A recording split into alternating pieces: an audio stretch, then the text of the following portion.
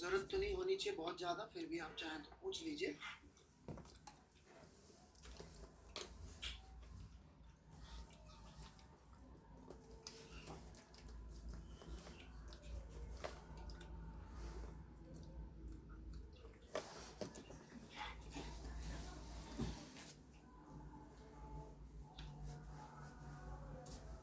एक challenge question दिया था,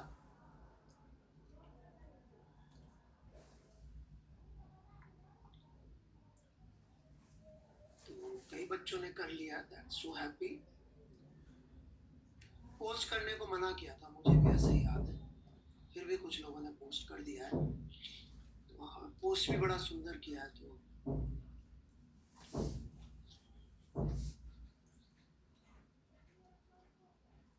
और काफी लंबे तरीके से किया है।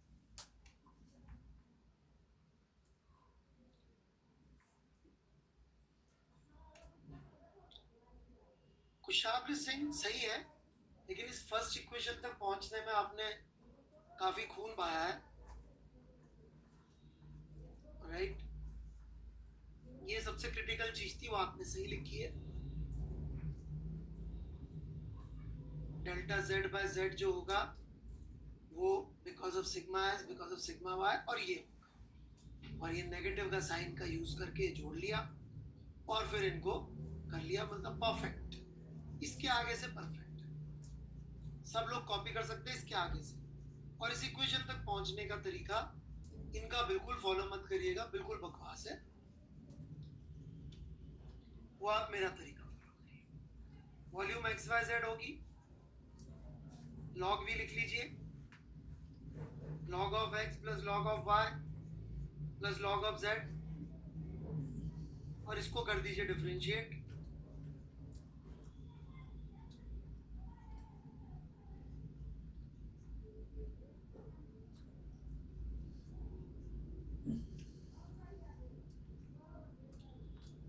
ठीक है, अब जो इसमें एक थोड़ी सी गड़बड़ है वो बता देता हूं मैं। ये माइनस का साइन करके इन्होंने लास्ट में क्या लिख किया है, माइनस की गड़बड़ तो नहीं कर दी है कुछ?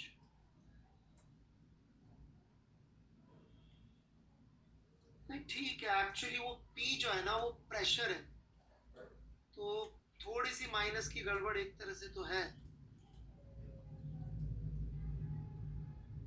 अच्छा, अपन को बल्क मॉडुलस से रिलेट करना था, राइट।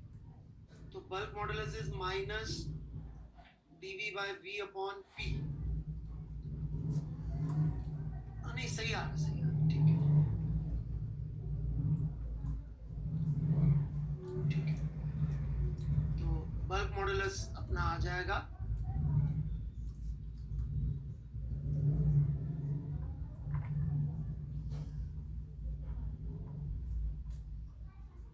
उल्टा लिख दिया है मैंने, 1/b आएगा, सॉरी, वो कंप्रेसिबिलिटी बोलते हैं वैसे, इसका भी एक नाम है कंप्रेसिबिलिटी। ओके, तो 1/b कितना आ गया, 3 1 माइनस 2 म्यू अपॉन गामा। तो बल्क मॉडुलस कितना आ गया फाइनली,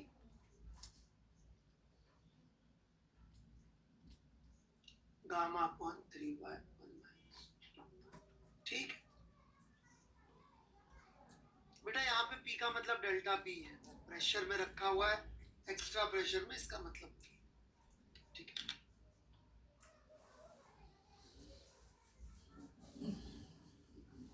नहीं मत भेजिए, सब लोग एक बार सॉल्यूशन कॉपी कर लीजिएगा, और कोई स्टेप में डाउट हो तो पूछ लीजिए।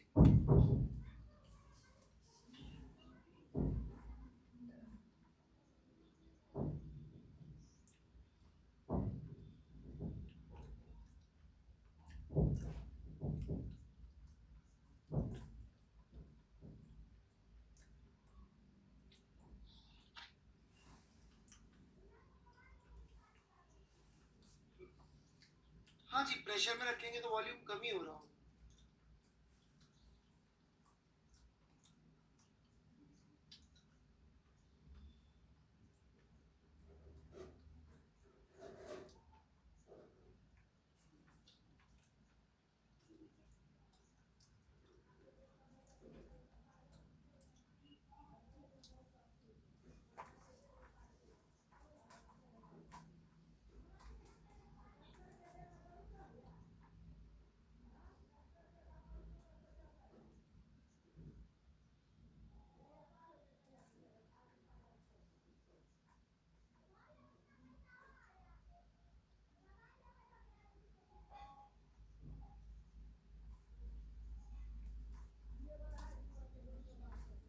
चटर्जी का क्वेश्चन लेना चाह रहा हूं।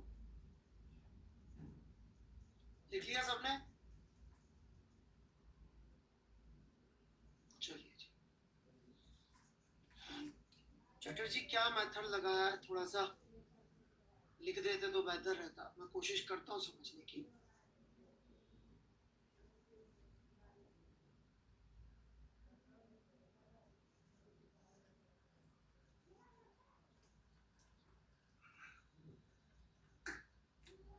चैटर्जी तो आपने इवन नंबर ऑफ मिस्टेक कर दी ना भाई, ये मोमेंट ऑफ इनर्शिया होगा ही नहीं।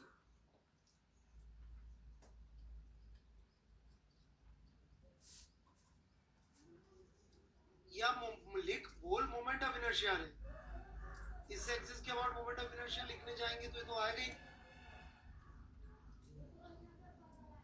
मोमेंट इनर्शिया तो ये डिस्टेंस होगा, तो वो तो आप बोल मोमेंट ऑफ इनर्शिया रहे और लिख एंगुलर मोमेंटम रहे। तो पहले तो इक्वेशन गलत लगा रहे हैं, तो मिस्टेक्स कर रहे हैं या बेवकूफ बना रहे हैं खुद को। Tau equal to I alpha लिख देता हूँ सर को बेवकूफ बनाने के लिए, और वहां आई अल्फा नहीं लिखूंगा, वहां D L by D T लिख दूंगा। ये सही है यार?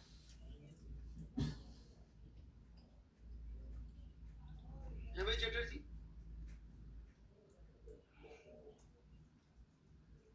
तो सही हो ही जाएगा ना।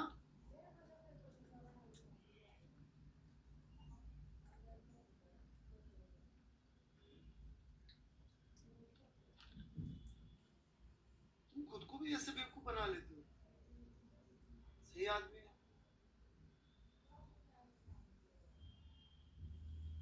मना किया था फिर भी कुछ बच्चों ने पोस्ट किया है, चूंकि एक का देख लिया बाकियों का भी देखना पड़ेगा। रिवू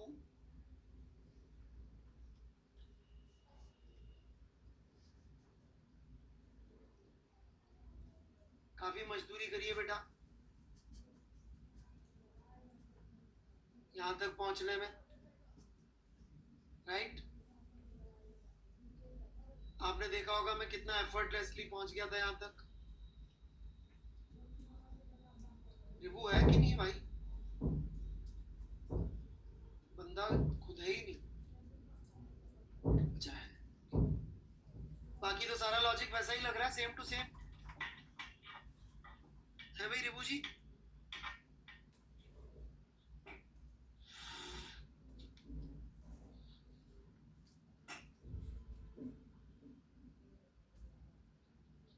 चलिए फिर आगे बढ़ते हैं।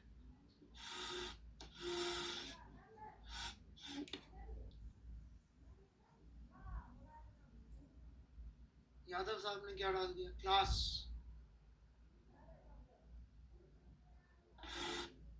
ये क्या है यार, क्लास क्या होता है यादव साहब?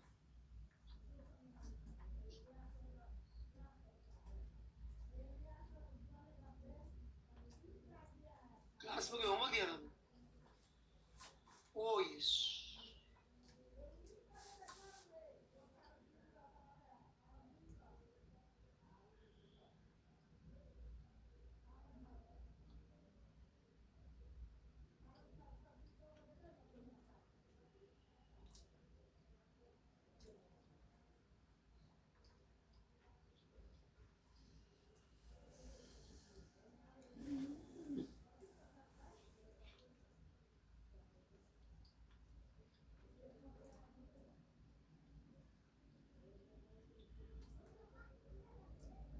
यार यादव साहब दिख नहीं रहा आपका काम का फोटो, बड़ा अजीब सा खींचते हैं आप। इसको मैं ले लेता हूँ। कोई डाउट्स है कुछ?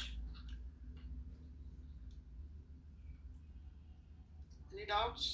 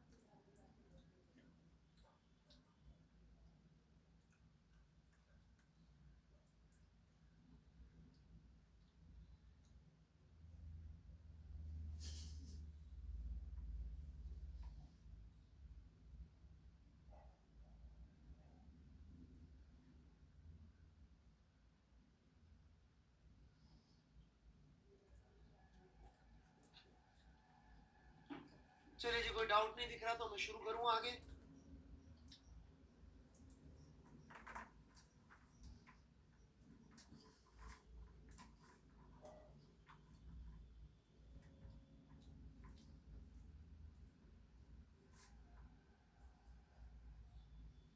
ठीक है, तो शिफ्ट वाला सवाल कर देता हूं।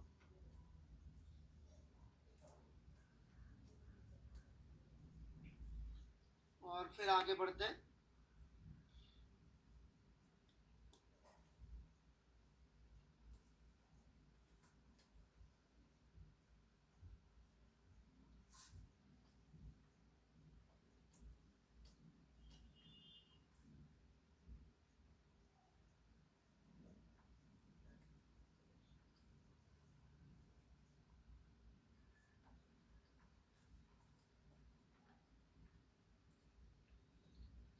सो लेट्स से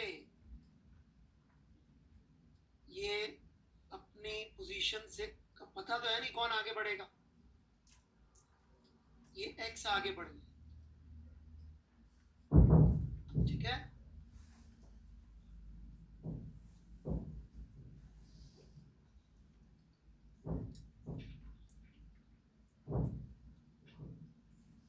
तो ये एक्स पीछे आ गया।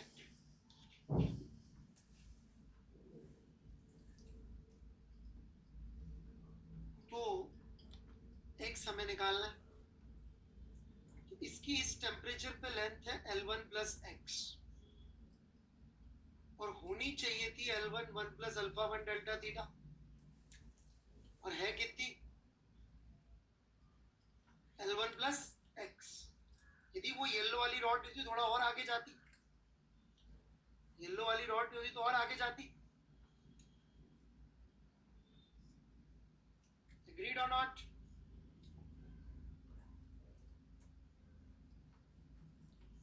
अब इसको किससे डिवाइड करना चाहिए? What should come in denominator?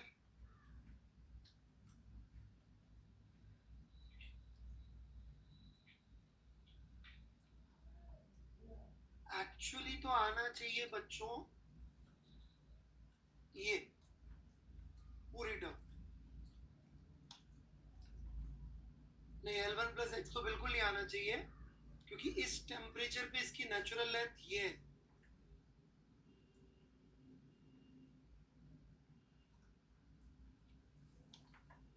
लेकिन हम लोग कैलकुलेशन इजी रखने के लिए डिवाइड कर रहे हैं L1 से। ये वाली टर्म जो है हम गायब कर दें।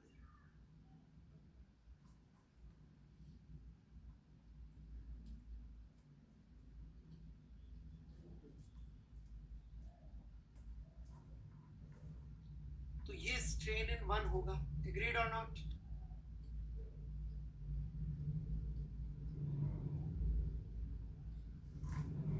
अब थोड़ा सा न्यूटन्स लॉ पे आ जाते हैं। इसमें भी इतना स्ट्रेन होगा तो इसमें स्ट्रेस होगा इतना, और ये इतना फोर्स आसपास वालों पे लगा रहा होगा।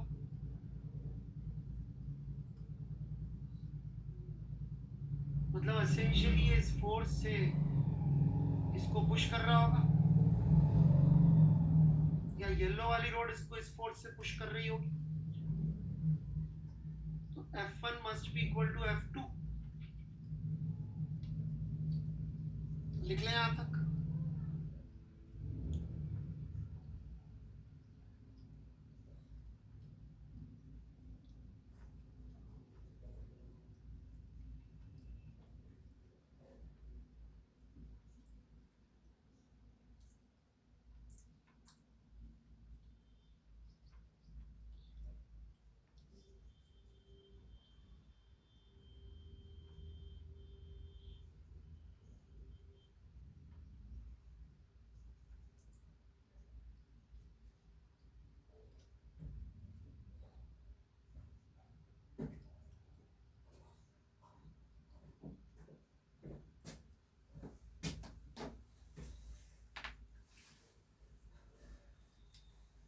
किचन है।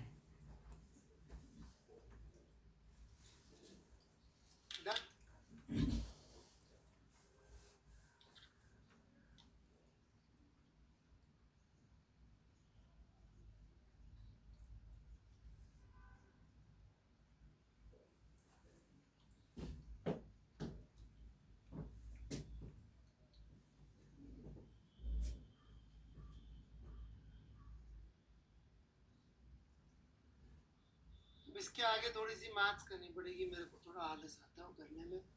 आप करके एक्स निकाल लो। वैसे इतनी है नहीं, ये भी बता दूं, क्योंकि ये वाली टर्म इससे कट जाएगी तो जल्दी जल्दी हो जाता। ठीक है, L1 L2 में रिलेशनशिप दे तो और फास्ट हो जाएगा काम।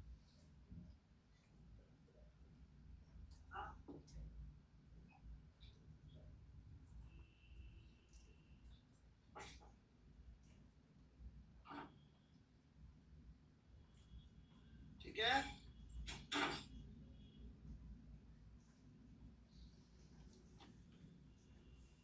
चलिए जी।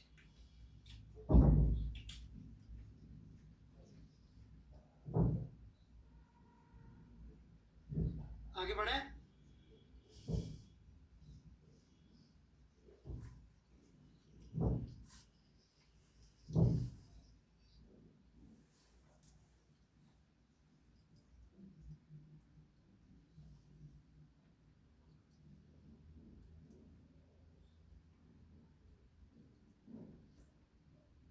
क्लियर है बिल्कुल? ठीक है, तो मुझे लगता है लीनियर एक्सपेंशन तो अब आप लोग हैंडल कर लेंगे। ठीक है, एक दो अच्छे सवाल मैं दूंगा आज, ट्राई कर लीजिएगा। HCV में ज़्यादा अच्छे हैं नहीं सवाल, पर जैसे भी हैं जितने भी हैं कर लीजिएगा। ठीक है, प्रैक्टिस हो जाएगी। अब मैं दो तरह के एक्सपेंशन और बचते हैं, सॉलिड में और फिर एक लिक्विड का। बड़ा बोरिंग सा पार्ट है ये, ऑलराइट, जल्दी जल्दी हो जाएगा, ज़्यादा कुछ नहीं है इसमें। तो ये दोनों करके और फिर कैलोरीमेट्री कोशिश करते हैं, आज शुरू हो जाए तो टाइम बहुत है। ऑलराइट,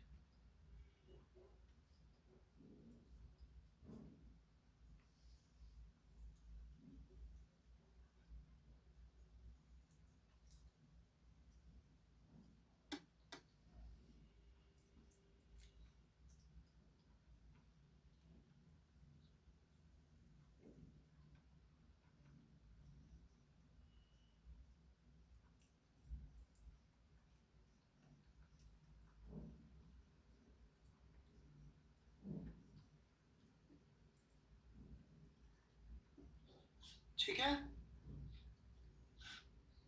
खत्म मान लीजिए बंसल जी, अपना क्या।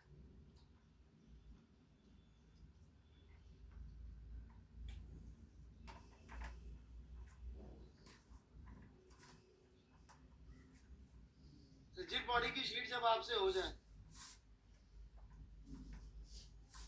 क्या बोलते हैं आयुष्मान जी, जब तक आपसे रिजिड बॉडी की शीट खुद से होने लग जाएगी ना, तब तक खत्म कर दूंगा मैं।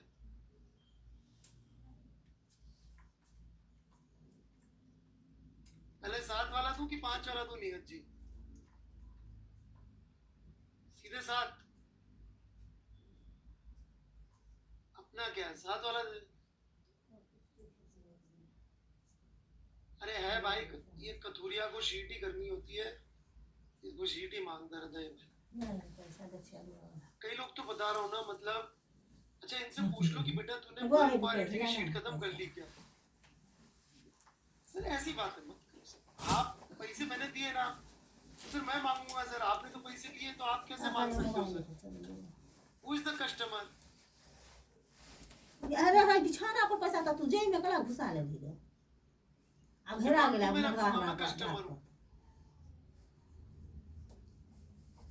हमेशा याद रखिएगा, पैसे आपने नहीं दिए, आपके पिताजी ने दिए, राइट? कस्टमर वो है।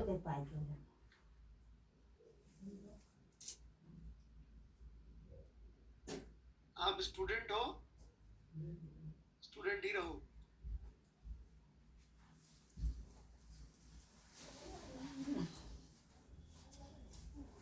दे दूंगा, शीट अपलोड कर दूंगा।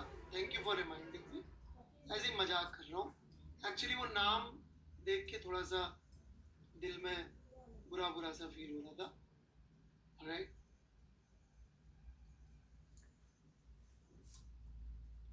ब्रांड वैल्यू, वही बात। जेई क्वेश्चन का मैंने बना दिया यार, अपलोड भी कर दिया, ढूंढू क्या? मैं डाल दूंगा उधर, एक मिनट। यही क्वेश्चन का सॉल्यूशन मैंने बनाया था, आप देख लेना कितना समझ में आता है। नहीं समझ में आएगा तो फिर दोबारा बना दो।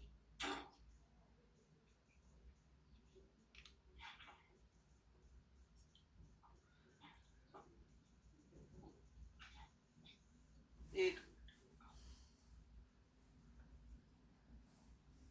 कदुरिया जी, माफी चाहता हूँ, थोड़ा सा ब्रांड से क्या समझ रहे ना।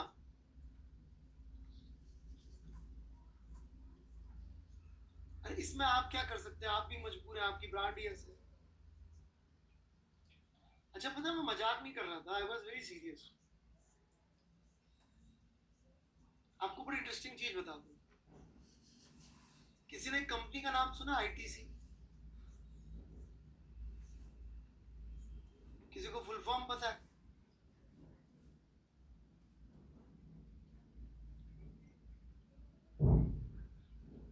इंडियन टोबैको कंपनी हिंदुस्तान में बिकने वाली 80% सिगरेट्स यही कंपनी बनाती है। ठीक है, सुनते जाओ सुनते जाओ। हार्ट के लिए सबसे अच्छा ऑयल जब हम बोलते हैं तो क्या नाम याद आता है? नहीं, brand brand Saffola. Very good. आपको पता है सफोला का ओनर कौन सी कंपनी है? आईटीसी।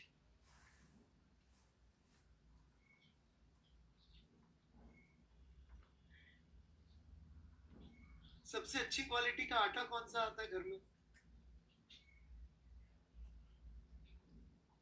Very good. इसका ओनर कौन है कंपनी, इस ब्रांड का?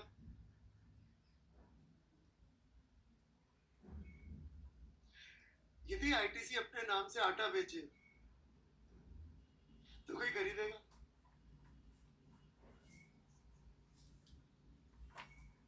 आईटीसी अपने नाम से हार्ट हेल्थी ऑयल बेचे तो कोई खरीदेगा? आप सोच लीजिए ब्रांड से कितना फर्क पड़ता है। उनको ब्रांड नेम चेंज करना पड़ता है।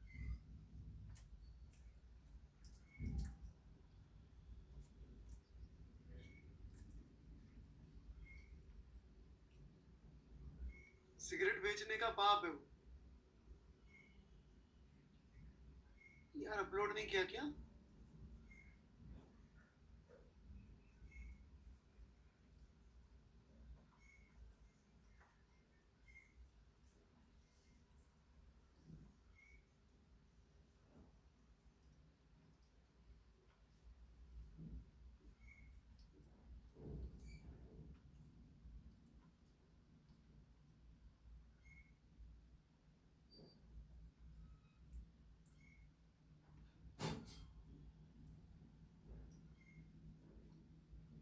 मुझे 1 मिनट लगेगा, मैं अपलोड करता हूँ, ठीक है?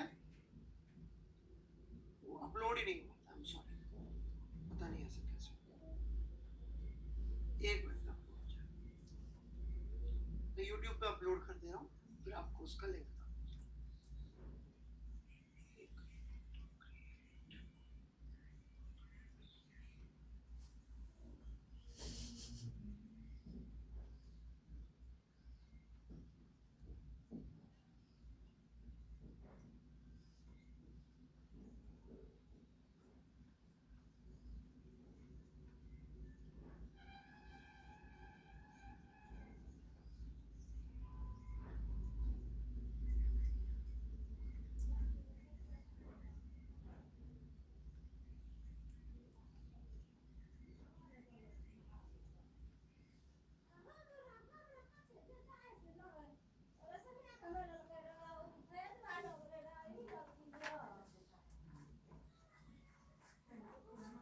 प्लीज लिंक कभी मत खोलिएगा, प्रोसेस हो रहा है वीडियो, वेट ही कर लेते 2 मिनट, वीडियो प्रोसेस हो जाए।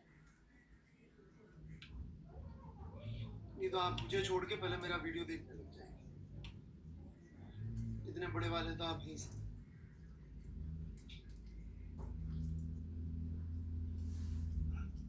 ओके, सवाल देख लीजिए 2 मिनट। तो मैं वो जो एग्जाम्पल देता था ना, वो गलत नहीं देता था कि यदि विमल गुटखा वाले च्यवनप्राश बेचेंगे तो नहीं बिकेगा।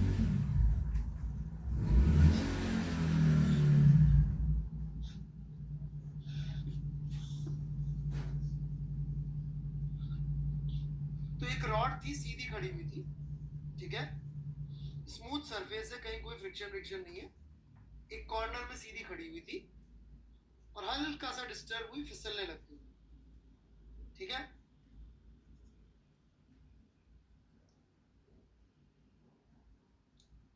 तो normal from wall as function of theta,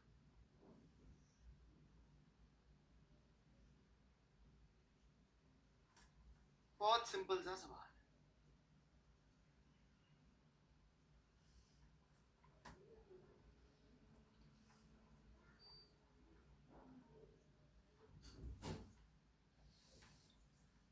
क्या करिएगा, 7 लेक्चर में कर लेंगे खत्म, रोज एक एक इक्वेशन बता देंगे।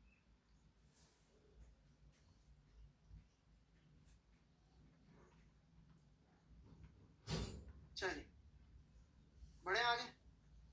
हाँ, रॉड का मास दे रखा है भाई, मास लेंथ सब दे रखा है, मास है में, लेंथ एल है, यूनिफॉर्म है, ग्रेविटी ऐसे लग रही है, ग्रेविटी भी यूनिफॉर्म है, और हवा भी नहीं है, और अर्थ की मैग्नेटिक फील्ड भी इग्नोर कर सकते हैं आप, राइट।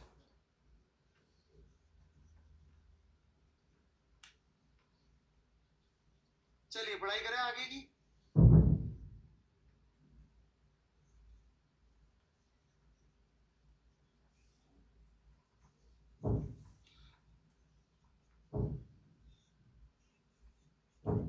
जिस भी बच्चे ने मुझसे सॉल्व करवाया उसको थैंक यू, आयुष बंसल था शायद, alright, thank you very much.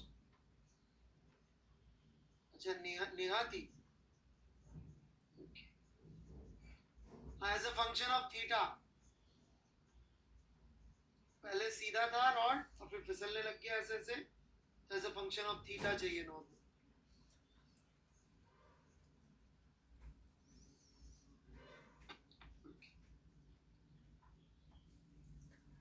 आगे बढ़ेंगे हम लोग,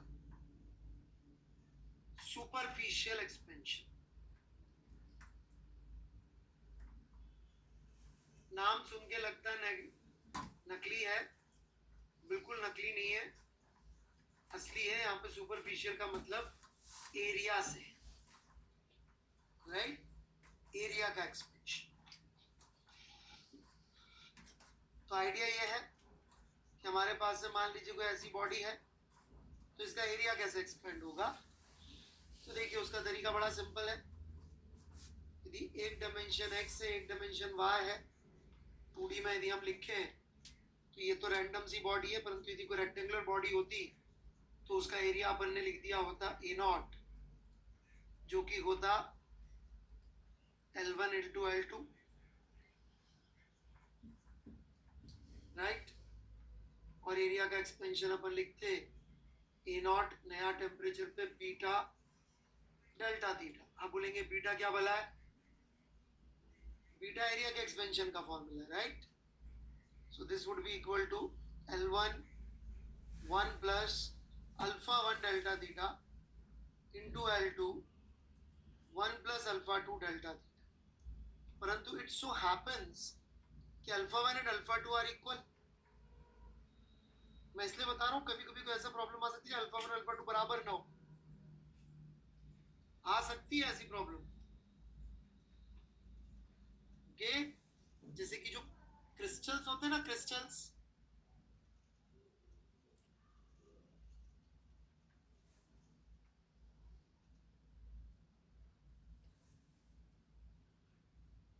उसमें हर डायमेंशन में अलग अलग होती है हर चीज, ठीक है कि नहीं।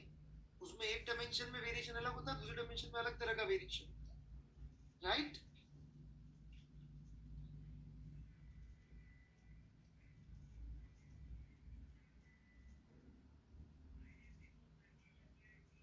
लेकिन अल्फा 1 अल्फा 2 इक्वल है, तो दिस बिकम्स A0, A0 तो कट जाएगा कि A0 इज L1 L2, यहां बन गया 1 plus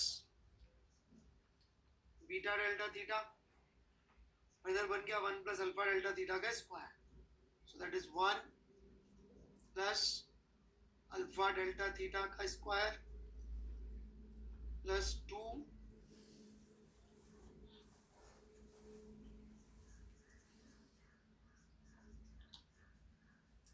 a square plus 2ab, that is 2 alpha delta theta.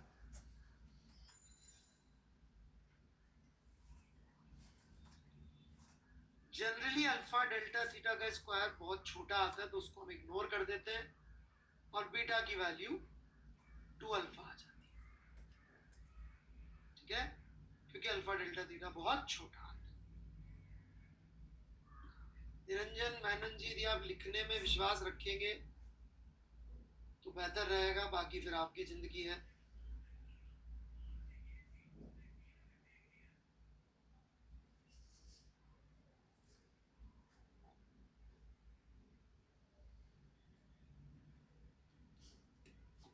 कोई तकलीफ समझने में किसी को कॉपी कर लिया तो बेसिकली हम लोग एरिया के एक्सपेंशन के लिए इस तरह से फॉर्मूला लिखते थे।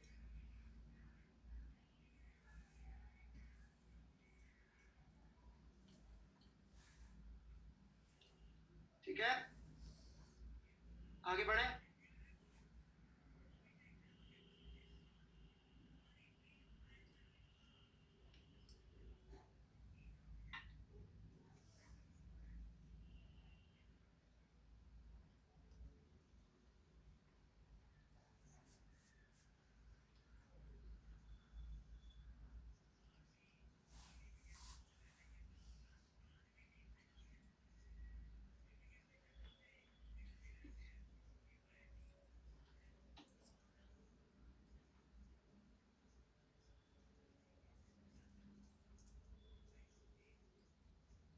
क्योंकि अल्फा डेल्टा थीटा बहुत छोटा होता है, आपको बताया था अल्फा 10⁻⁻5 से -6 के ऑर्डर का होता है, राइट।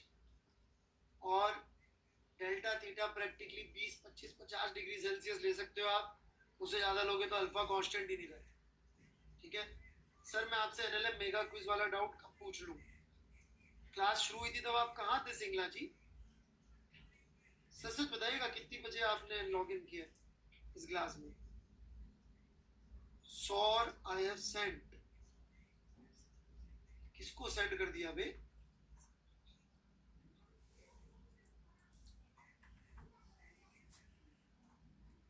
अबे चिट्ठी लिख के भेज दियो क्या घर पे?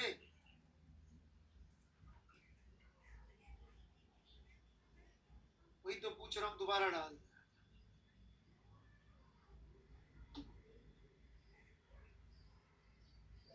एनेबल ही नहीं हो रहा है सिंगला जी, ये लोग नहीं चाहते तो चाहता हूँ, क्वेश्चन क्या भी एनेबल नहीं हो रहा, मैं क्या करूँ?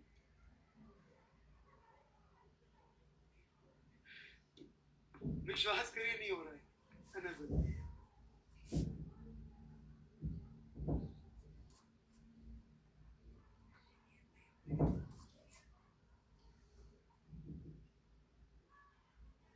आगे बढ़ू मैं?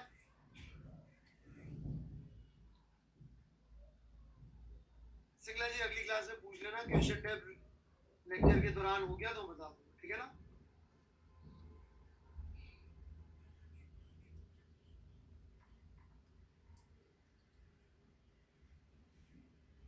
मान लीजिए हमारे पास एक डिस्क है, ओके, और उसमें बीच में जो है होल है,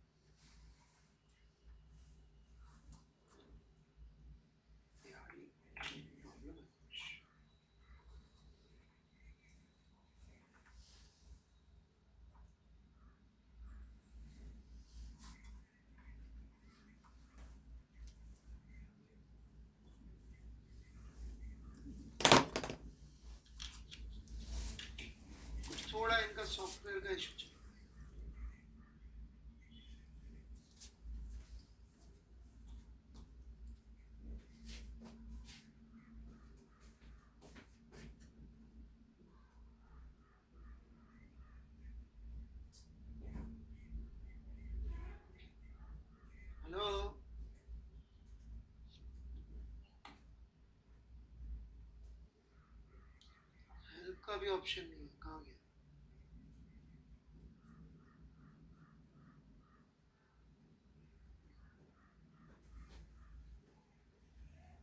सिंगला जी आपने सबकी वाट लगा दी।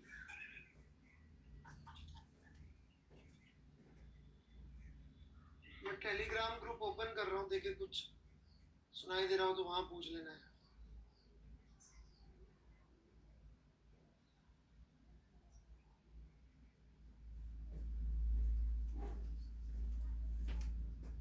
कैसे ओपन करते हैं पहले ये परमिशंस, सेंड मैसेज। मुझे सुन सकते हैं क्या आप लोग? ये सुन सकते तो टेलीग्राम पे सुन सकते हैं। अच्छा, तो एक बार मैं इसको रीस्टार्ट करता हूँ, है ना? कोशिश कर ले। क्या यार सिंगला जी आपने सबकी वाट लगा।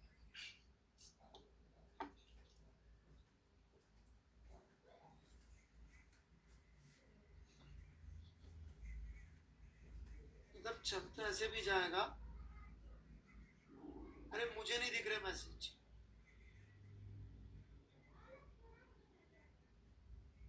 मैं ऐसा करता हूँ, अपना ये पूरा टैब सब कुछ बंद करता हूँ और दोबारा खोलता हूँ, ठीक है ना? 2 मिनट के लिए मैं गायब होऊंगा और फिर वापस आता हूँ, ठीक है ना?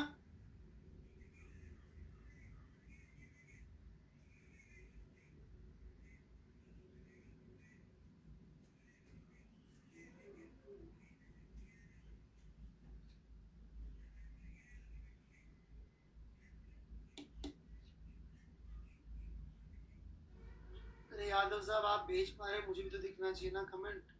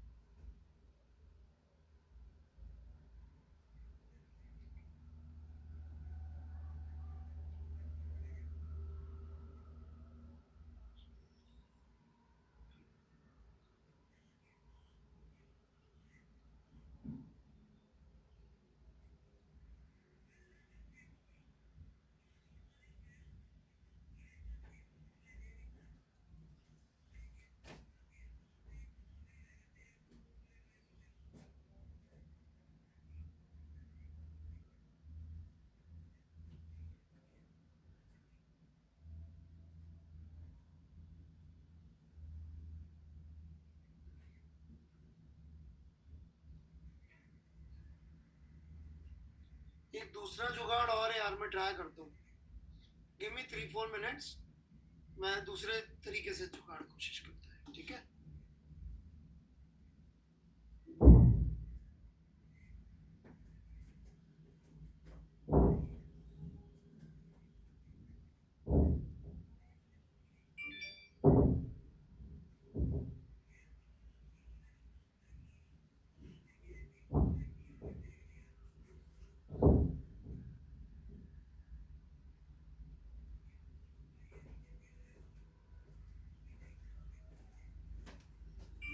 मुझे लग रहा है आप ठीक है सब, राइट?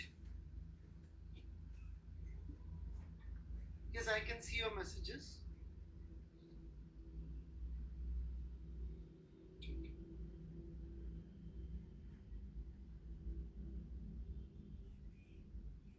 सबसे पहले मैं टेलीग्राम बंद कर दूँ।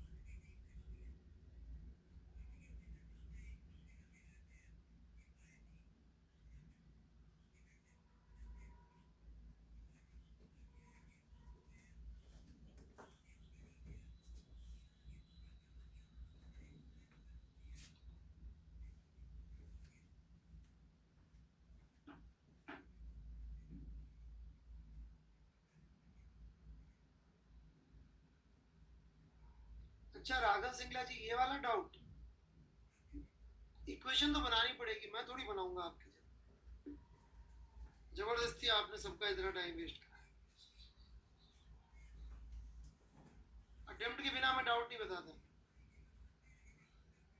सॉरी। नहीं हुआ छोड़ दीजिए। छोड़ दीजिए इसको।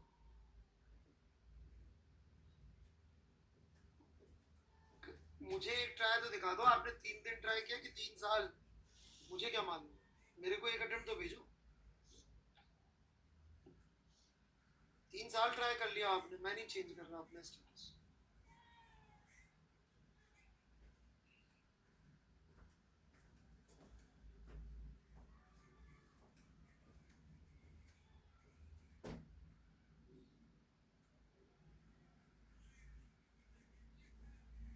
राइट, बिल्कुल।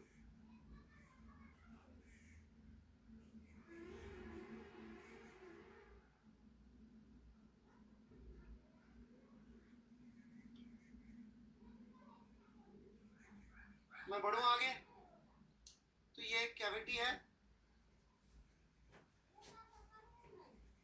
सिंगला जी मैं ब्लॉक कर दूंगा, do not waste my time. पढ़ाई लिखाई करनी नहीं है, लाइक की बात। चलिए जी, ये एक डिस्क है जिसके बीच में एक होल किया हुआ है। अपन यदि टेम्परेचर बढ़ाएंगे तो सवाल ये है कि होल छोटा होगा या बड़ा, होल का साइज इंक्रीज या डिक्रीज।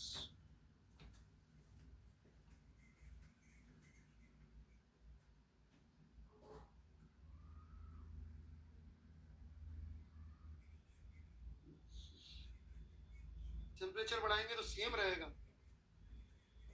नियाज साहब, आपका लॉजिक मैं जरूर जानना चाहूंगा।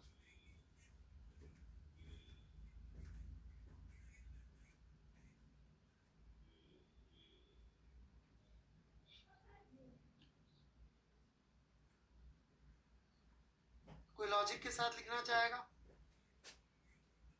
सिर्फ इंक्रीज डिक्रीज की जगह सर इस वजह से हो रहा है, जल्दी से।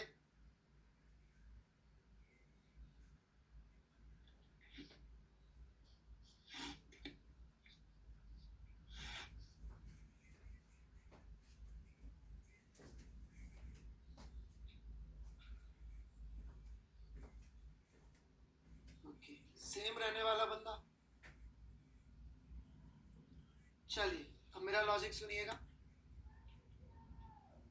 ये दोनों मॉलिक्यूल्स को तो मालूम है नहीं आगे जगह खाली है कि भरी है। इनको तो एक दूसरे से दूर जाना ही पड़ेगा कि नहीं जाना पड़ेगा? सारे मॉलिक्यूल्स को एक दूसरे से दूर जाना पड़ेगा, इनको भी दूर ही जाना पड़ेगा।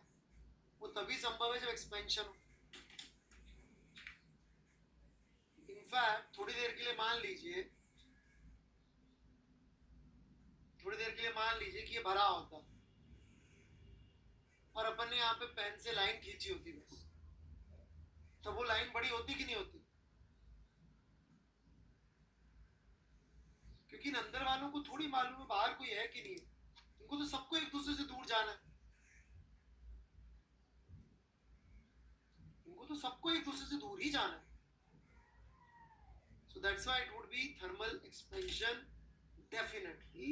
In fact, thermal expansion is like a photographic enlargement. जैसे आपने छोटा सा एक गुब्बारा लिया, थोड़ा सा फुलाया, उस पर एक चित्र बना दिया। अब गुब्बारे को आप फुलाते जाओ, फुलाते जाओ, क्या होगा? चित्र बड़ा होगा कि नहीं होगा? ऐसा तो नहीं चित्र में जो अपन ने आंखें बना रखी है, मान लीजिए अपन ने कैसा स्माइली सा फेस बनाया था, राइट? तो जो आंखें बना रखी है उनकी साइज उतनी रहेगी और बाकी सब बड़ा हो जाएगा, राइट?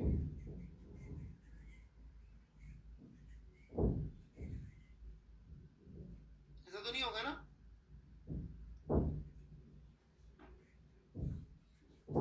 हाँ, राइट?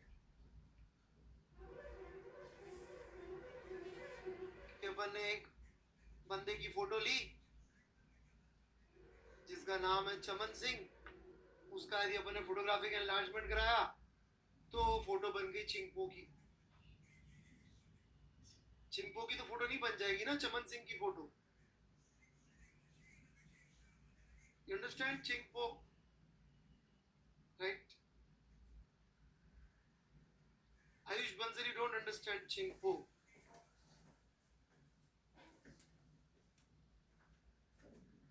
थोड़ा दिमाग पे जोर डालो।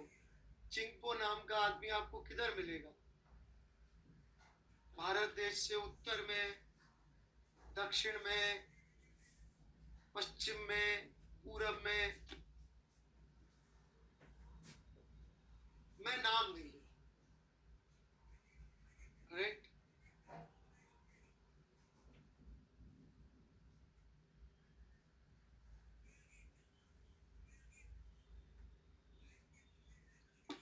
आगे बढ़ू मैं?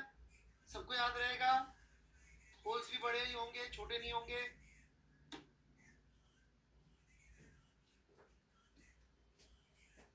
फोटोग्राफिक एनलार्जमेंट होता तो ये नहीं होता कि आंखें छोटी उतनी रह जाए, बाकी बॉडी बड़ी, चेहरा बड़ा हो जाता है।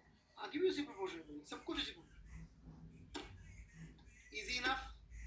चलिए, वॉल्यूम एक्सपेंशन, अंदर के गैप छोटा होगा। हे भगवान, कौन सा गैप छोटा कर रहा है अलिफ दास?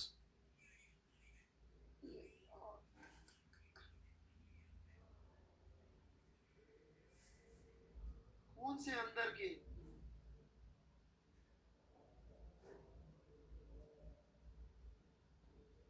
मेरा सेकंड टैब खुला हुआ है क्या? किसको लिख रहा है भाई?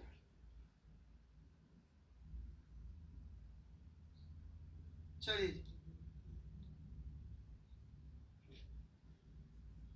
अलिफ दास थोड़ा दोबारा सुन लेना, शायद समझ में आ जाए, नहीं तो अगली क्लास में पूछ लेना, ठीक है?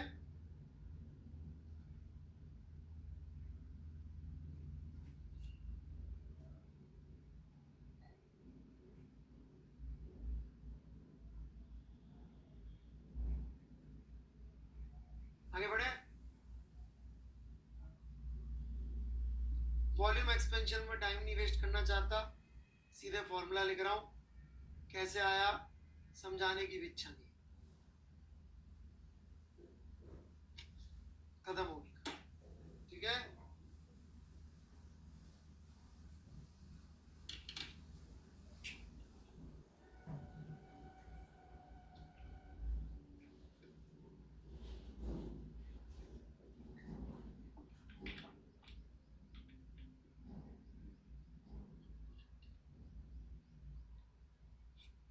हाँ जी निखत जी, ये लो बस,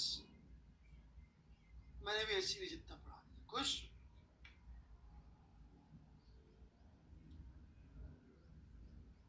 एक्चुअली गामा वगैरह कम यूज करते हैं, उसका रीजन अब समझ में आएगा। लिक्विड का एक्सपेंशन, ठीक है? लिक्विड में भी आप फॉर्मूला लिख सकते हैं, V is equal to V not 1 plus gamma delta theta. परंतु लिक्विड में एक बेसिक सी प्रॉब्लम है। क्या प्रॉब्लम है? प्रॉब्लम ये है लिक्विड के अंदर कि लिक्विड रखते हैं हम लोग वेसल में। ये मैंने एक मेटल का वेसल लिया, इससे मैंने एक लिक्विड पोर किया और लिक्विड पोर करके इसको गर्म करना शुरू किया।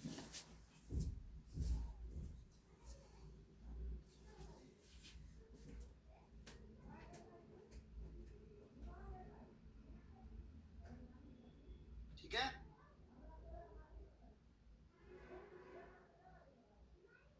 प्रैक्टिकली सोच के बताओ, पानी का लेवल जैसे ही गर्म करना शुरू करोगे, 2-4 मिनट बाद देखोगे तो बढ़ते हुए दिखना चाहिए कि गर्म पानी का लेवल घटते हुए दिखना चाहिए? ऑब्जर्वेशन।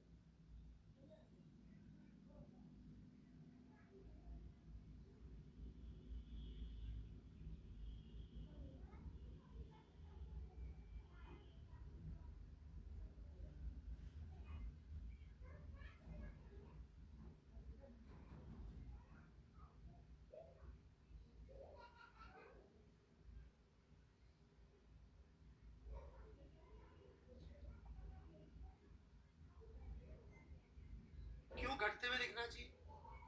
इस फॉर्मूले के हिसाब से तो एक्सपेंशन हो रहा हो।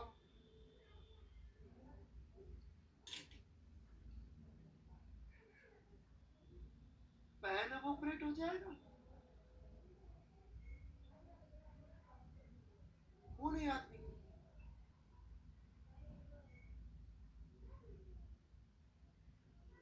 जाएगा।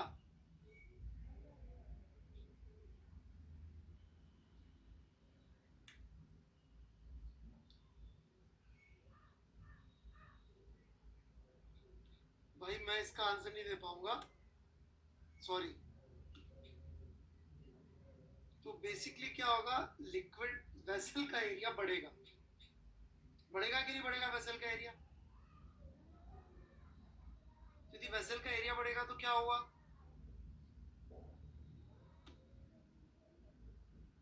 अरे यार ये फिर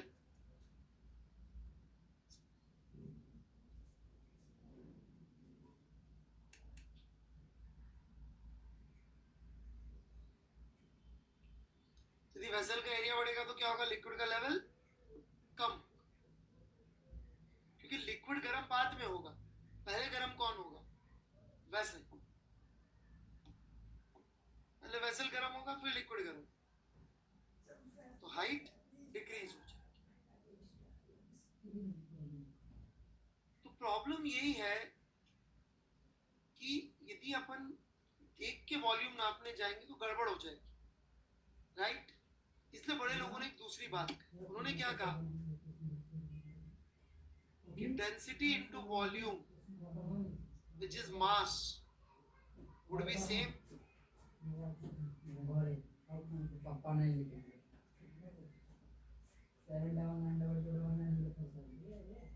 और डेंसिटी इनडायरेक्टली नापना बड़ा आसान काम है। तो फॉर्मूला क्या बन जाएगा,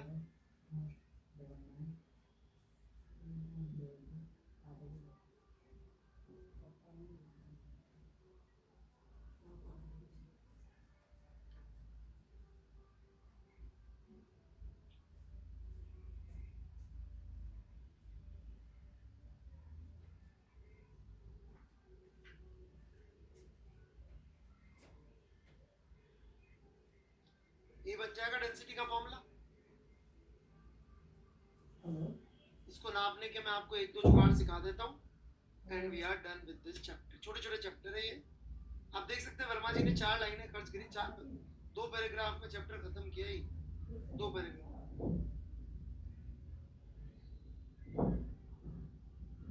राइट? सो देखिए,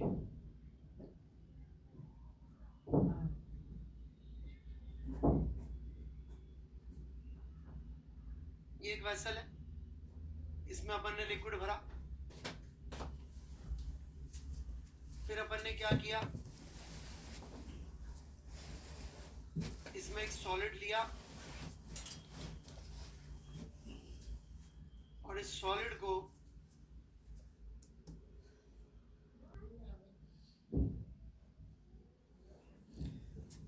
ये एक वेसल है, इसमें अपन ने लिक्विड भरा, फिर अपन ने क्या किया, इसमें एक सॉलिड लिया और इस सॉलिड को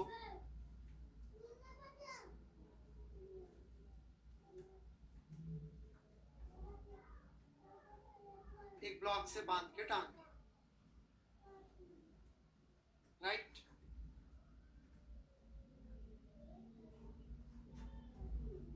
तो ये जो बैलेंस होगा, यदि इसका वेट W0 है मास का, क्या W0 नापेगा क्या?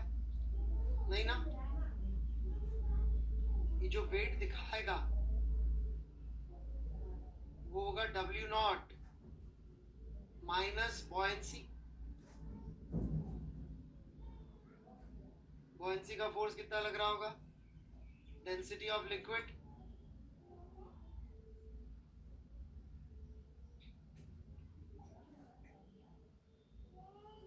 into volume of solid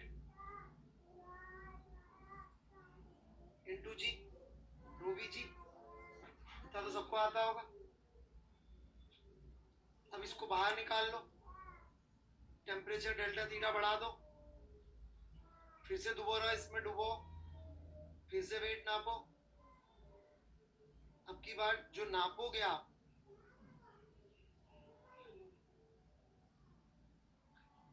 अपन ने बाहर निकाल लिया ताकि सॉलिड की वॉल्यूम में कोई चेंज ना हो। खास ये आएगा,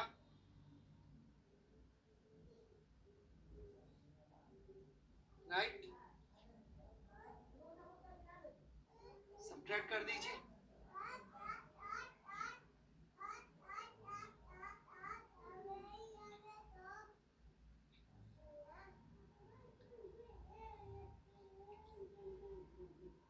इसमें से सब्ट्रैक्ट करेंगे, W1 माइनस W2, ये बन जाएगा row 1 V solid G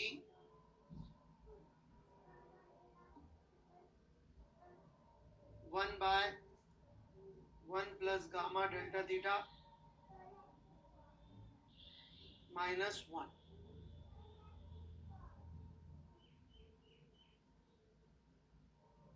right. इसमें से आप देख सकते हैं गामा के अलावा बाकी हर चीज मेजरेबल है।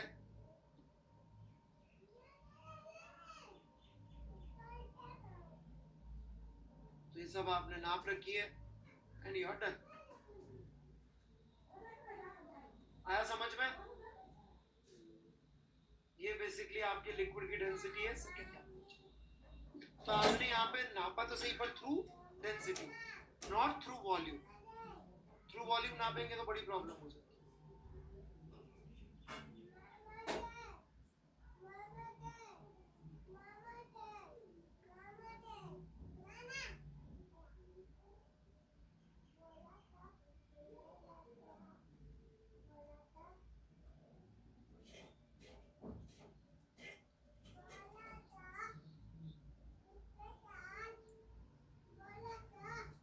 कतुरे जी डाउनलोड कर लीजिएगा सर।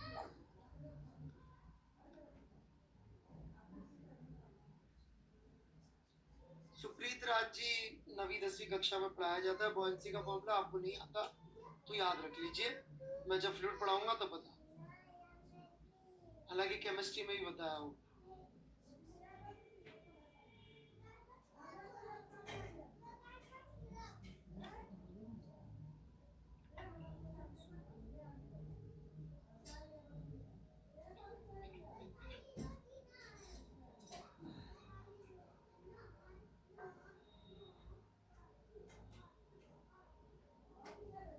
बढ़े आगे।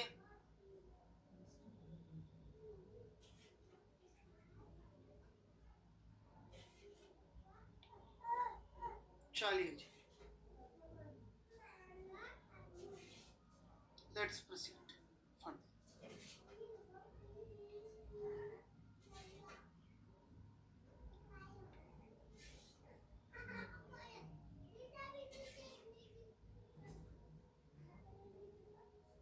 आगे बढ़ता हूं मैं।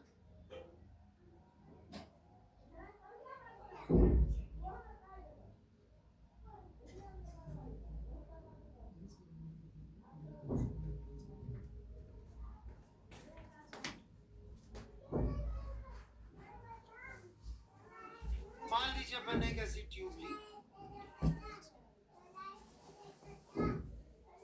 पैरेलल कनेक्टेड ट्यूब,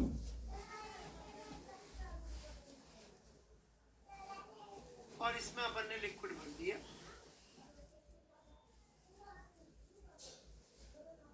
और दोनों लिक्विड की सेम लिक्विड भरा है, राइट।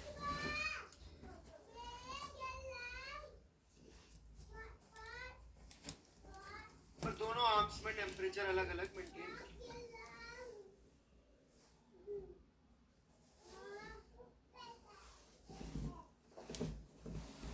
इस आर्म में टेम्परेचर मेंटेन है θ1, और इस तरफ हाइट हमने नापी तो आ रही है h1। इस आर्म में टेम्परेचर है मेंटेन θ2, और हाइट नापी तो आ रही है h2। ठीक है। यहाँ बॉटम पे यदि अपन प्रेशर नापेंगे तो ये होगा ρ1 Hg1, और इस बॉटम पे प्रेशर नापेंगे यहाँ पे तो प्रेशर होगा ρ2 GH2। दोनों इक्वल होने चाहिए।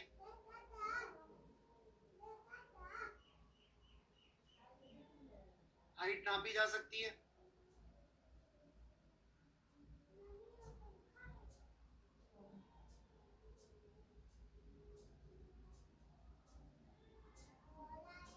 only unknown is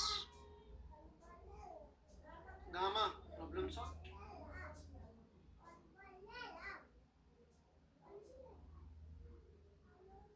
आई क्या बात समझ में?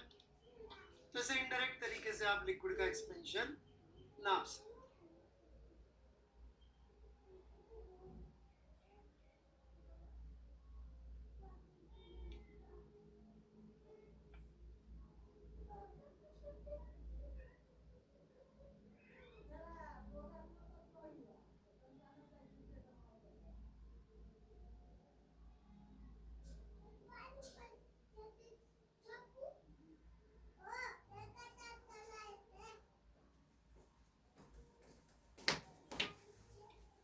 आगे बढ़े।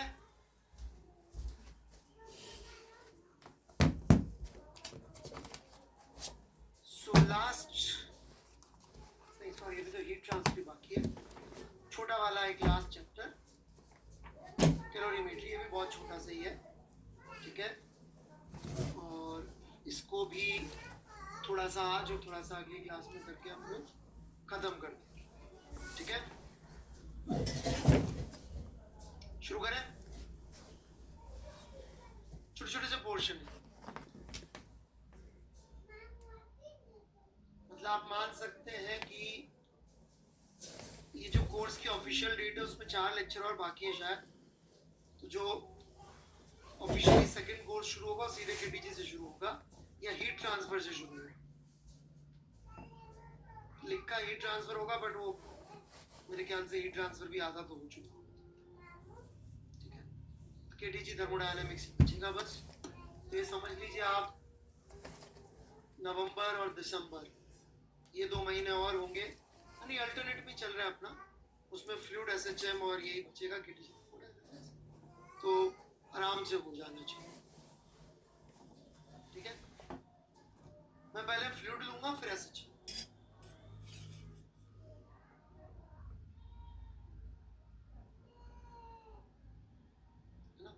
वेव हम लोग 12th में लेते हैं, वेव ऑप्टिक्स के साथ 3 chapter, wave sound wave optics और मतलब वेव साउंड और ग्रेविटेशन। चलिए मैं शुरू करता हूं। कैलोरीमेट्री,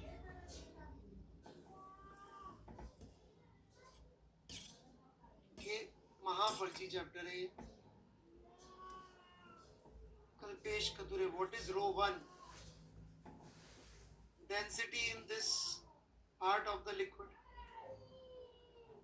यहाँ पे अपन ने जहाँ टेम्परेचर θ1 मेंटेन करके रखा है,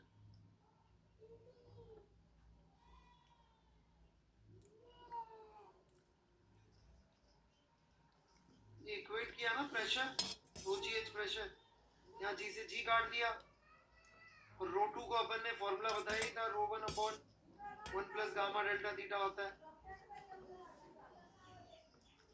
हाँ जी, सरफेस टेंशन और विस्कोसिटी फ्लूइड कोएफिशिएंट। चलिए कैलोरीमेट्री, तो कैलोरीमेट्री में हम लोग एक टर्म की बात करते हैं बार बार, हीट, राइट। अब ये हीट क्या भला होती है? हीट का एक टेक्निकल मीनिंग है और एक मीनिंग वो है जो रोजमर्रा की भाषा में यूज होता है, राइट। रोजमर्रा की भाषा में अपन ऐसा बोल देते हैं कि इस बॉडी में हीट ज्यादा है, राइट, और यहाँ से अपन ने इसको मतलब बेसिकली हीट कंटेंट की बात करते हैं, which is not correct. Heat is energy transferred due to temperature difference। जैसे एच.सी. वर्मा जी की भाषा पढ़ के मैं सुना हूँ, राइट। ये चैप्टर इतना फर्जी वाला मतलब इजी वाला है कि मैं इसमें आपको बिल्कुल किताब से ही सब चीजें कराने वाला हूँ, पहले ही बता दूँ, राइट। तो मैं आपको यदि एच.सी. वर्मा से पढ़ के सुनाऊँ जो हीट की डेफिनेशन वर्मा जी देते हैं, right? Energy being transferred between two bodies or between adjacent parts of a body as a result of temperature difference is called heat. So let me give you an example. Right? कितने लोगों को कभी ना कभी तमाचा पड़ा है गाल पे? चैप्टर 25। तो तमाचा खाने के बाद गाल गर्म हो गया होगा।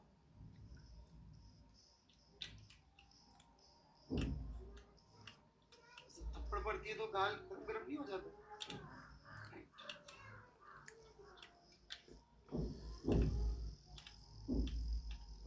तो जो गाल गरम गरम हो जाता है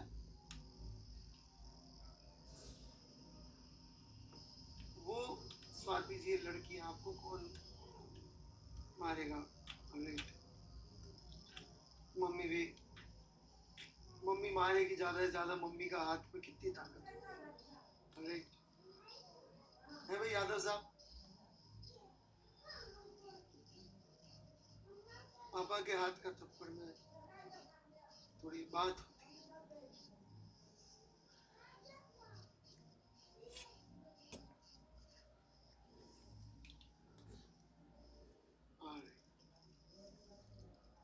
बढ़े आगे।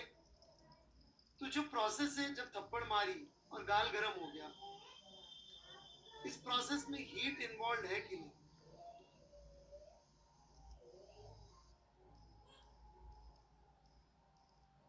Correct answer is no.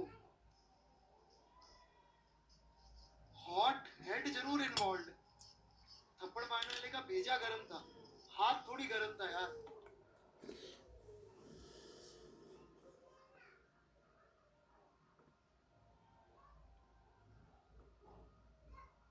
आप खुद सोचो, थप्पड़ मारने वाला क्या पहले हाथ गर्म करता है और आपको आइस पैक देता है, गाल पे लगाओ, 15 मिनट में वेट करूंगा, अब मारूंगा तुमको?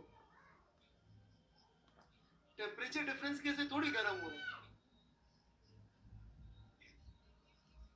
It is mechanical energy getting converted to thermal energy. There is no heat involved.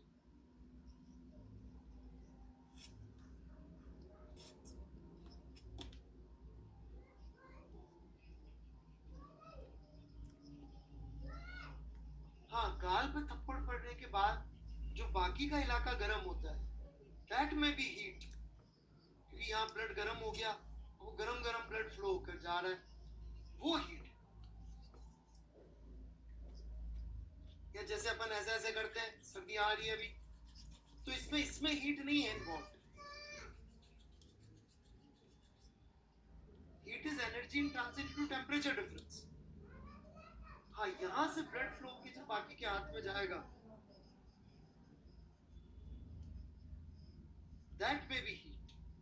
Heat is energy transferred due to temperature difference.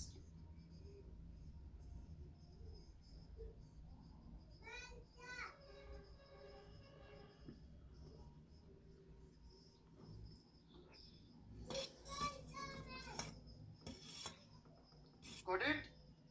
तो थप्पड़ पड़ने में क्या इन्वॉल्व है, हीट की हॉट हेड?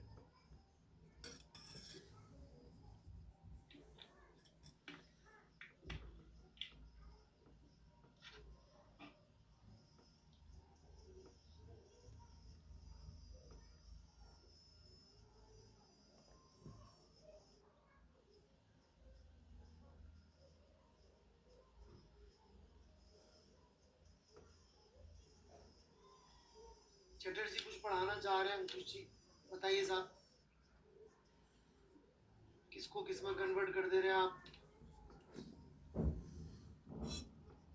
आप कुछ अलग बात कहना चाह रहे हैं ना, जो मैं कह रहा हूँ आप कह रहे हैं नहीं साहब ये बात सही नहीं है, कन्वर्जन हो रहा है। मैं कह रहा हूँ नहीं हो रहा है।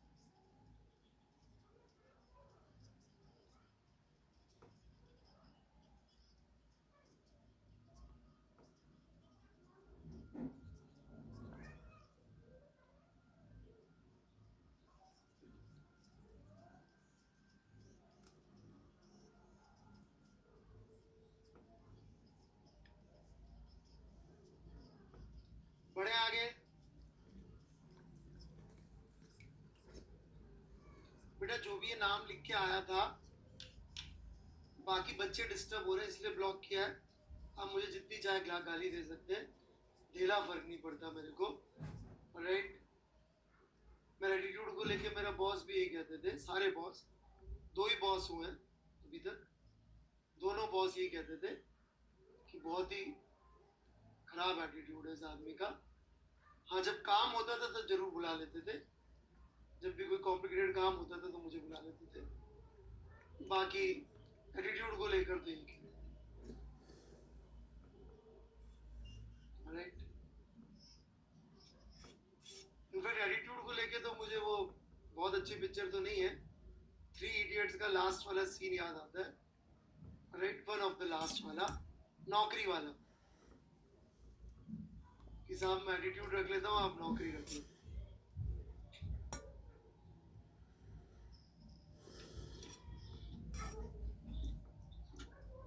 बहुत मेहनत से कमाया यार ये एटीट्यूड।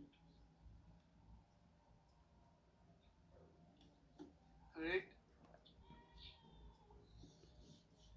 जब तुम परिवार के साथ ये एटीट्यूड रख सको तब बात करना बेटे, अभी तो क्या पिताजी के पैसों पे है जो भी है। Have a family, have this attitude, then let's talk.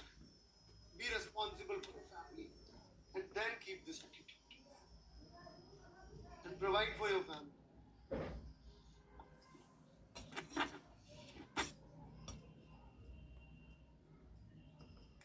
And extended family.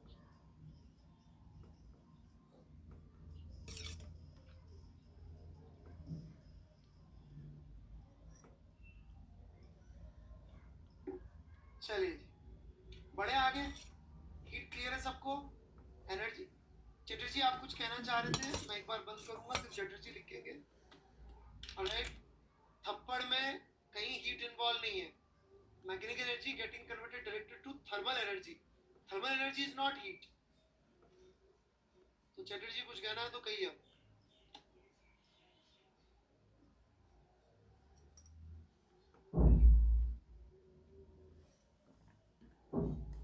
Chatterjee,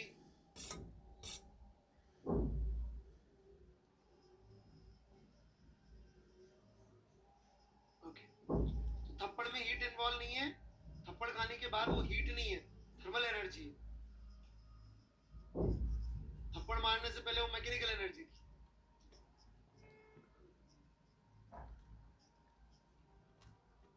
ठीक है ना? क्लियर बिल्कुल?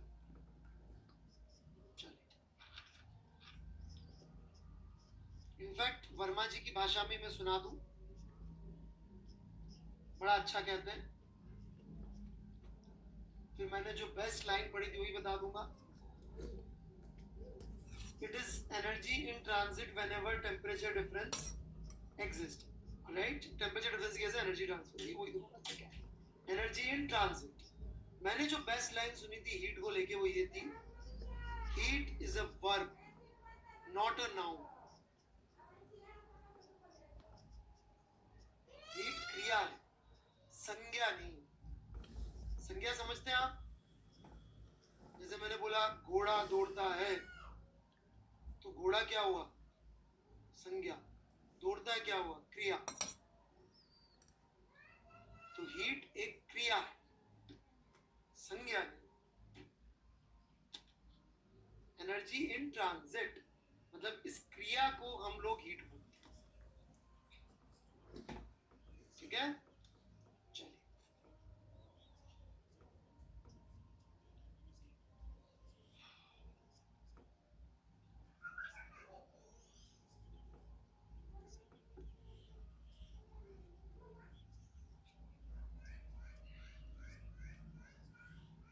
इंग्लिश में बोलूं, heat is a verb not a noun. OP English क्या होता है यार? मैंने हिंदी बोला तो इंग्लिश क्यों बोल रहा है? नहीं, तो हिंदी बोलना चाहिए था ना, ओपी हिंदी।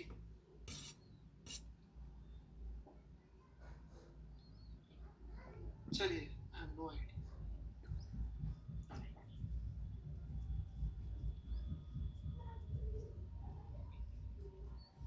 सर मैं कह रहा था नॉन कंजर्वेटिव फोर्स मैं थर्मल में कन्वर्ट करते हैं, जैसे जब हम ब्लॉक कोई ब्लॉक देते हैं और पूरा mechanical energy to bed form which can be thermal, yes, but thermal energy is not heat energy. Thermal energy is a noun. Heat is a verb. Transfer, transit. जैसे work भी is a noun. Sorry, verb. Work भी एक क्रिया है. Transit.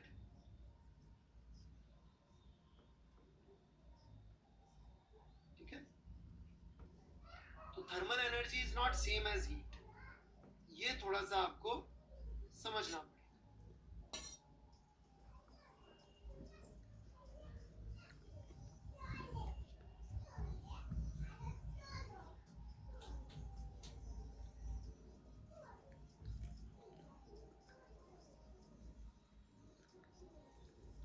बढ़े आगे.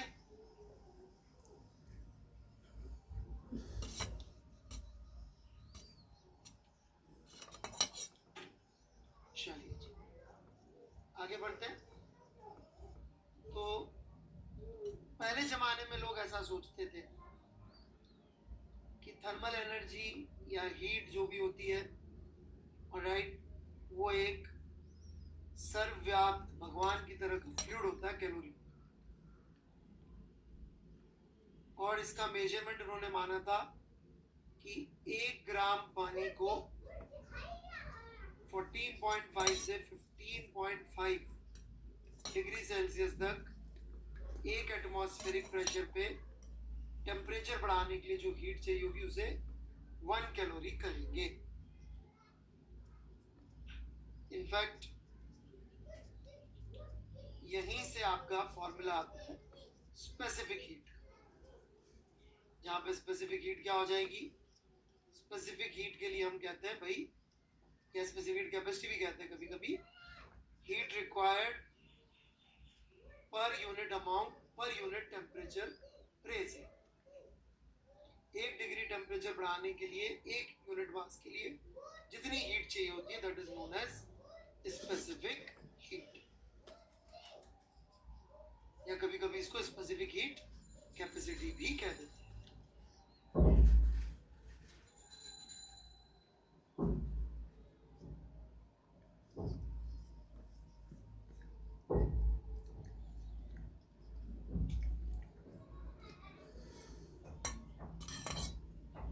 समझ में आई क्या बात?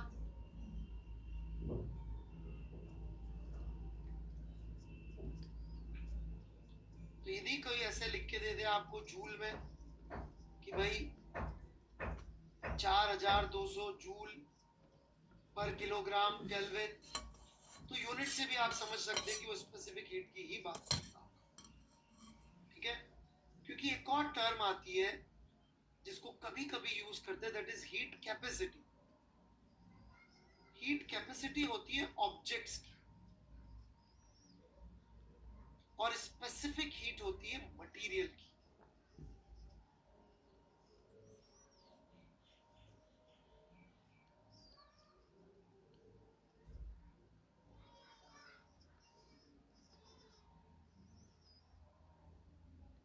ये होती है मटेरियल की. कैसे पहचान में आएगा? इसकी यूनिट्स देखेंगे तो ऐसी मिलेगी. ये आपको मिल जाएगा सब HCV के अंदर, आज दूंगा मैं आपको, तो उसे मिल जाएगा सब चीज.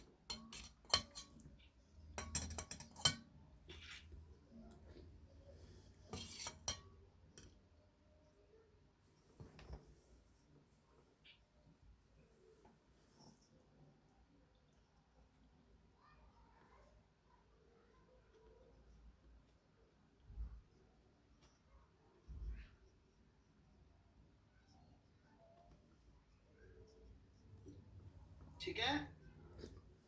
तो इसलिए हमेशा बहुत ध्यान से यूनिट्स पढ़नी चाहिए. नाम में हो सकता है कभी कभी कंफ्यूजन हो जाए, यूनिट्स में कभी कंफ्यूजन नहीं. Always read units very carefully when dealing with specific heat and heat capacity. ठीक है? आगे बढ़े.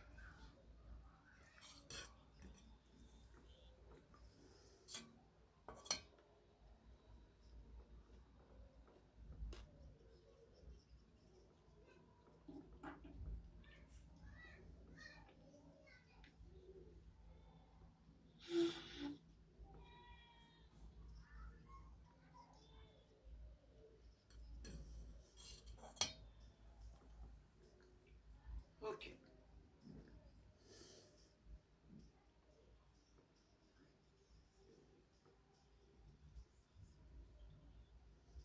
एक और टर्म है जो यहाँ पे बच्चों को परेशान करने के लोगों ने बना दी है, वाटर इक्विवेलेंट,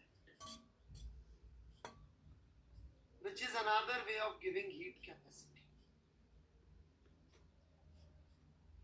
किसका होगा ये हीट कैपेसिटी? है तो बॉडी का कि मटेरियल का? ऑब्जेक्ट का, राइट, बॉडी का। जैसे हमने बोल दिया इस बॉडी का वाटर इक्विवेलेंट है 100 ग्राम, ठीक है, ऐसा हमने बोल दिया इस ऑब्जेक्ट का वाटर इक्विवेलेंट इज 100 ग्राम। यदि मैंने ऐसा बोल दिया कि इसका वाटर इक्विवेलेंट इज 100 ग्राम, तो मैं एसेंशियली क्या कह रहा हूं? मैं ये कह रहा हूं कि इस बॉडी की हीट कैपेसिटी 100 ग्राम वाटर के बराबर है, मतलब कि 0.1 kilogram multiply by specific heat of water. ठीक है क्या?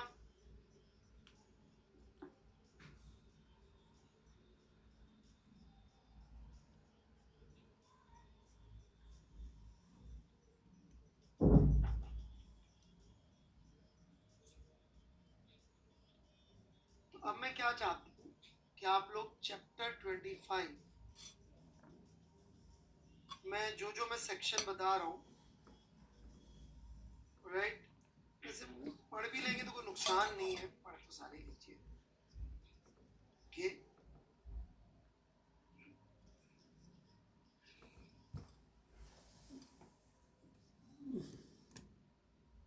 तो chapter 25 of HCV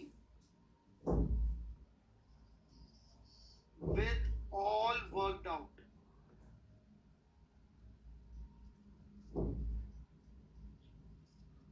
in chapter and out chapter, समझ गए ना?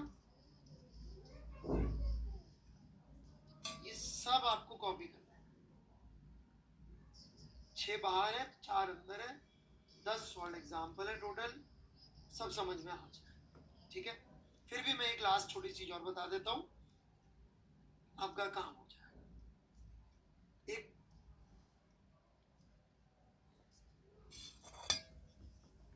सॉल्व खुद से कर लो तो और भी अच्छा है, पहले ट्राई कर लेना मेनन साहब, हो जाए तो बहुत अच्छा, नहीं हो तो कॉपी कर लेना कम से कम, ताकि जब मैं क्लास में लॉजिक बताऊं तो आपको घबराहट ना हो। लास्ट इसमें एक है principle of calorimeter.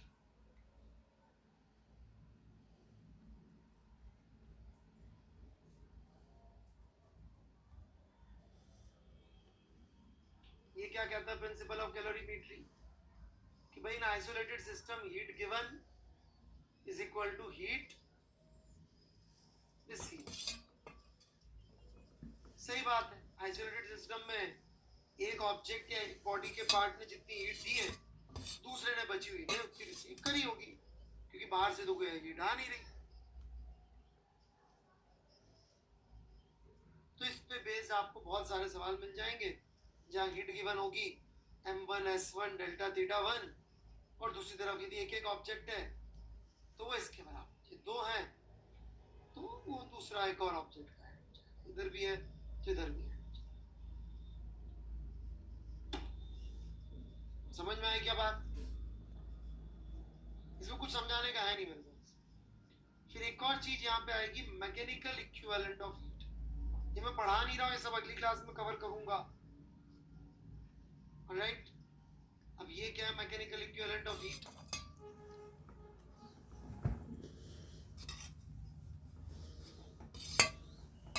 Mechanical equivalent of heat की कहानी है, कहानी सुन लो। एक बंदा था जूल, जिसने ये पहली बार बोला कि मैकेनिकल एनर्जी और थर्मल एनर्जी एक ही फॉर्म एनर्जी है जो इंटर कन्वर्ट हो सकती है, जो inter convertible.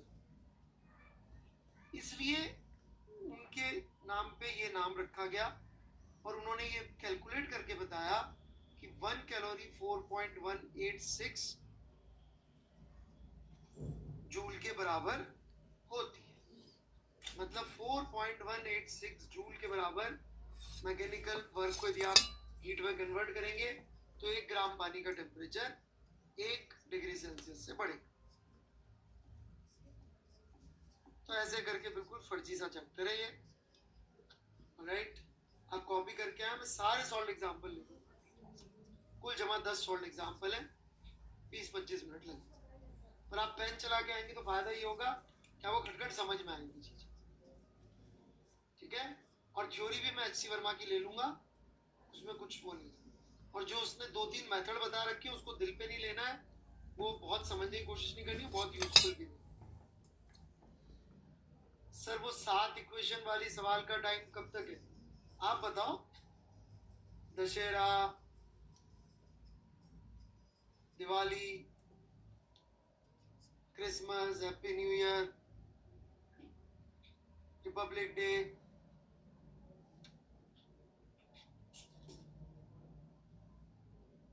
Independence Day, Sankrant भी आती है बीच में। हाँ जी कतूरिया जी बोलिए। मतलब नाराज तो हो ही सकता हूँ, फालतू बात करेंगे तो। आपके पास पूछने की फ्रीडम है, मेरे पास नाराज होने की फ्रीडम है। मैंने सारी सच वो वर्ड बताए जो वो सब बोले जो एग्जिस्ट करते हैं। दशहरा रख लेते, 7 दिन दशहरा।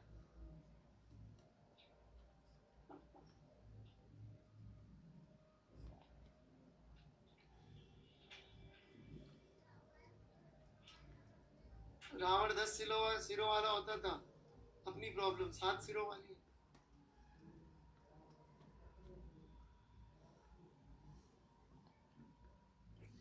अरे यार कतूरिया जल्दी बोलना है। नहीं दास जी, मतलब माँ दुर्गा की वैसे तो होती है, बट हमारे यहाँ अष्टमी को जो कुछ होती है, क्या होता है, बंगाल जैसा नहीं होता दास जी।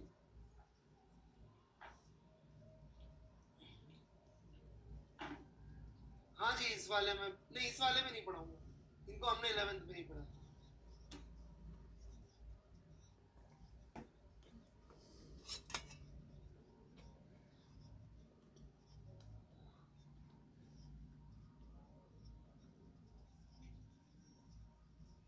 चलिए जी बाय बाय।